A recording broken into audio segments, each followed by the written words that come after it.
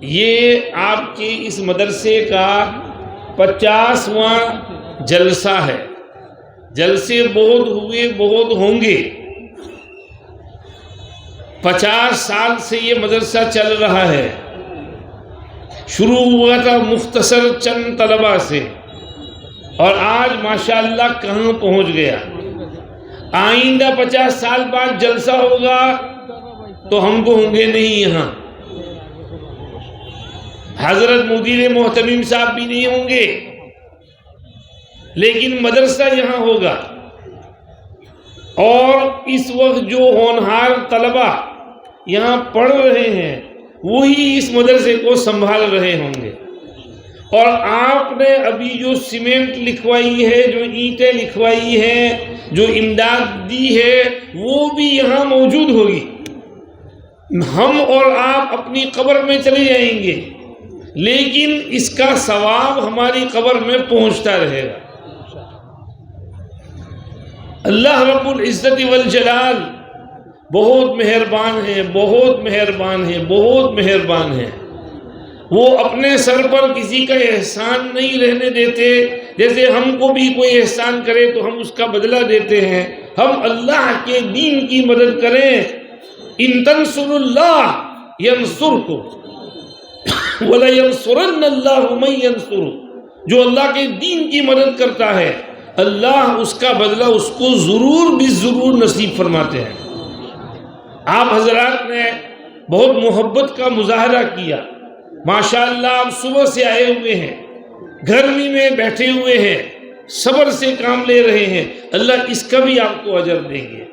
اور اس جلسے میں آج اور کل جو ٹائم آپ کا گزرے گا، ایک ایک منٹ اس کا قیمتی ہے۔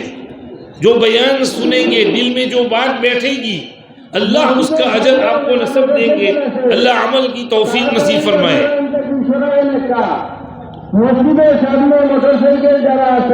دوستوں بزرگ عرض کیا، یہ مدرسہ نیا نہیں، ماشاءاللہ دنیا بھر میں بڑے مدرسے ہیں۔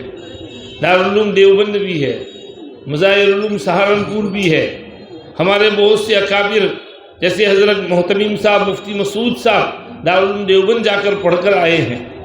تو اب ہم یہ دعا کریں کہ اللہ پاک جامعہ مدنیہ قاسم العلوم کو بھی دارالعلوم دیوبند بنائے۔ اللہ پاک اس کو مزید ترقیات سے نواز دے۔ اللہ پاک اس کی جو ضرورتیں ہیں ان کو اپنے خزانے غیب سے پورا فرمائے۔ آمین۔ دوستوں بزرگوں، ہم انگلینڈ UK سے آتے ہیں، اور ہماری یہاں حاضری ہمارے استاد محترم، استاد الاساتذہ حضرت شیخ الحدیث حضرت مولانا بلال صاحب دامت برکاتہم مدفعظم اللہ مراتبہم کے حکم پر ہوئی ہے۔ حضرت تشریف لائیں گے انشاءاللہ شام کو، حضرت کے ملفوظات بھی آپ سنیں گے۔ وہاں پر انگلینڈ میں بھی الحمدللہ بہت مدرسے ہیں۔ ہمارا تعلق، ہم نے پڑھایا دارالعلوم العربیہ الاسلامیہ بری میں، وہاں بہت بڑا مدرسہ، ڈیوزبری میں مدرسہ، مدینۃ العلوم میں مدرسہ، بلیک برن میں جامعۃ العلم والہدی، اور اسی طرح لندن میں، برمنگھم میں بہت سے مدارس ہیں۔ ماشاءاللہ سب اپنے اپنے طور پر بڑی خدمت انجام دے رہے ہیں۔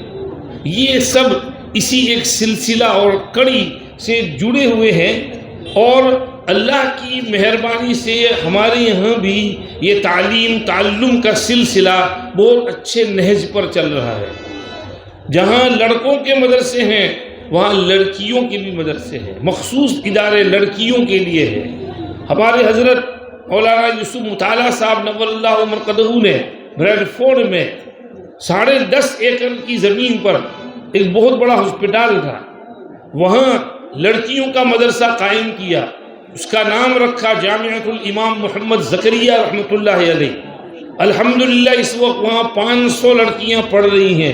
دور حدیث میں عموماً 60-70 لڑکیاں ہوتی ہیں۔ تو یہ اللہ کی مہربانی سے ہر جگہ دین کی خدمت ہو رہی ہے۔ ہمارا امریکہ جانا ہوا، دارالعلوم نیو یارک میں ہم گئے، وہاں بھی ماشاءاللہ بڑی خدمت ہو رہی ہے۔